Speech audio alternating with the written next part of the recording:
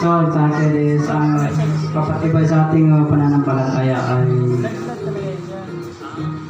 dahil na ang lakas ko walang iba kundi ang ating Panginoon, dahil siya lang ang may kakayahan na ipagabayan tayo sa ating pamumuhay. Kaya kahit anumang mga pagsubok, kahit anuman minsan ay parang tagilid lang konti, pero patuloy pa rin sa paglingkod sa Panginoon. At sana hinihiling ko rin na hindi ako mawala sa kanyang presensya, dahil dito natagpuan ko ang tunay na liwanag. Sana hinihiling ko rin na ang aking pamilya ay makita rin nila ang liwanag. Ito yung landas na patungo doon sa buhay na walang hanggan, na kasama ang ating Panginoon. So, yan lang. Maraming salamat, Brother Gino. Naalala ko ba, Jay, yung sagot? Ikaw na. Sa akin po is, una-una nabibigay po sa akin ng nagpapasigla sa akin yung una-una si Juan, God, si Panginoon Jesus, yung mga promises niya sa akin na kung ako sasampalataya sa Kanya, makakasama ako doon sa Kanyang kaharian.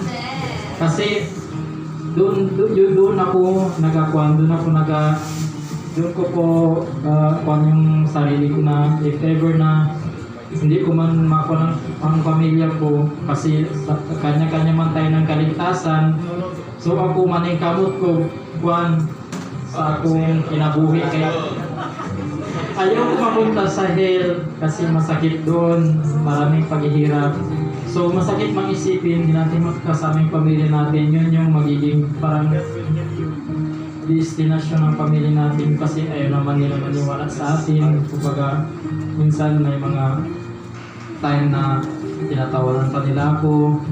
So ako, hindi ko, minsan nagagalit ako kasi sabi ko, pagdating ng araw nyo ako sisihin, sabi ko sa isip ko. Kasi ako, nag-iisang kwan, ang mga pamangkin ko na lang talaga pinapursigihan ko na magsimba. Although kahit ano lang ginagawa nila dyan, nag-akyat-akyat lang, bahala na basta makasamba sila sa Sabat. So yun po yung pinagawag ko yung mga promises ng Panginoon na akong sampalataya sa Kanya. Pagdating, kasi pag sabi ng Panginoon sa Biblia, ang mananatiling magkatayungan sa wakas ay siyang maliligtas. So yun lang po. Closing song na ba tayo? So, itain po na, isunod po natin si Brother Yan. Maraming salamat ulit, Brother Jay.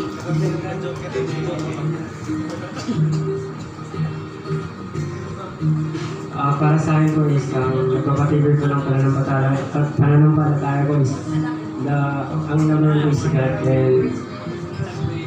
and pangalan ko is ang parents ko, kasi sila po ang nag-encourage sa akin na magsimba.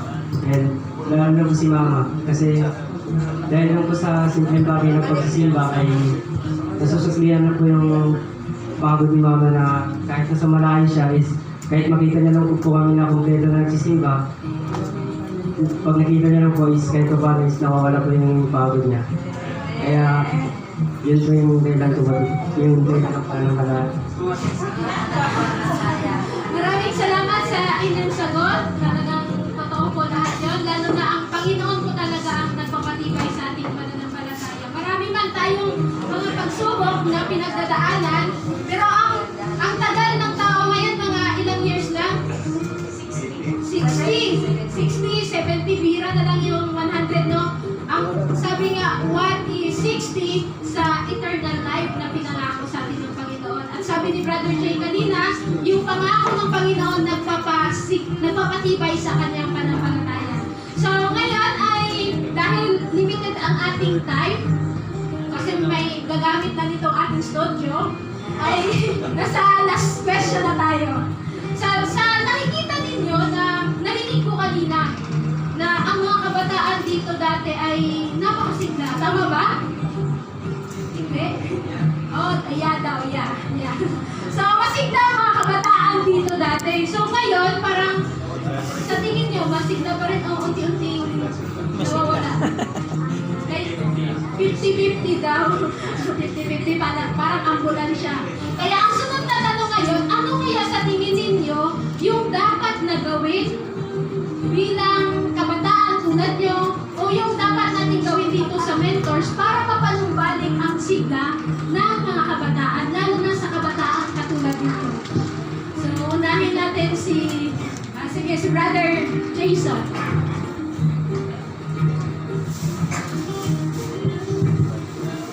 So, good afternoon ulit. So, para po sa akin is, ang para po is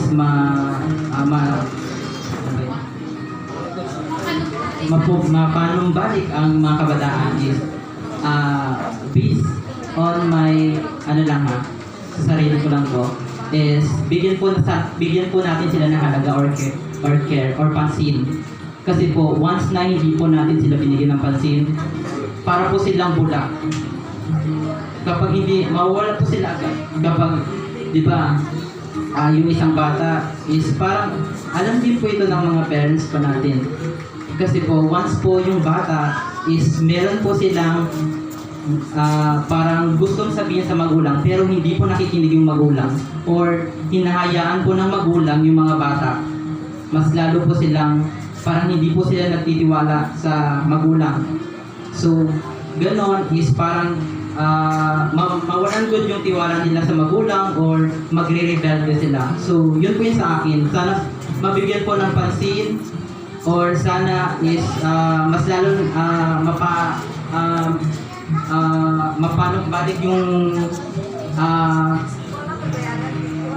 paniniwala ko nila kasi once na binigyan mo yung isang bata ng pansin is parang yung tiwala nila or yung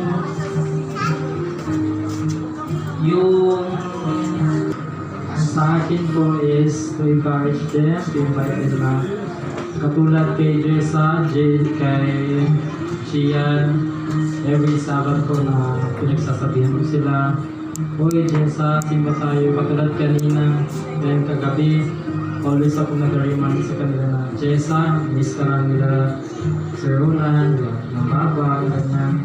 So, sabi niya, "Sorry na sa trabaho ako. Sorry, hindi ako makasimba ngayon. Sorry talaga," ganun siya.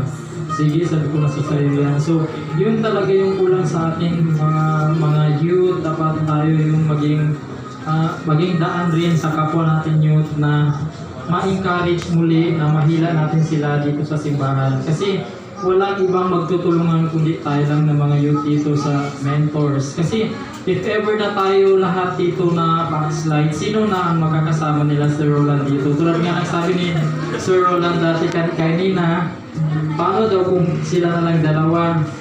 So sabi ni Sir Roland, sila na magsimba. So kami, ang pinaghahawakan din namin, kaya tumitibay kami lalo dito. Sila po yung nagiging inspiration namin na mga magulang na supportive po sa amin. Even though sa lahat, minsan kahit wala ng pera si Sir Roland, sige lang. Kahit minsan wala ng budget, sige lang. Kasi sabi sa Sir Roland, God will provide. So yun po ang mga kwan.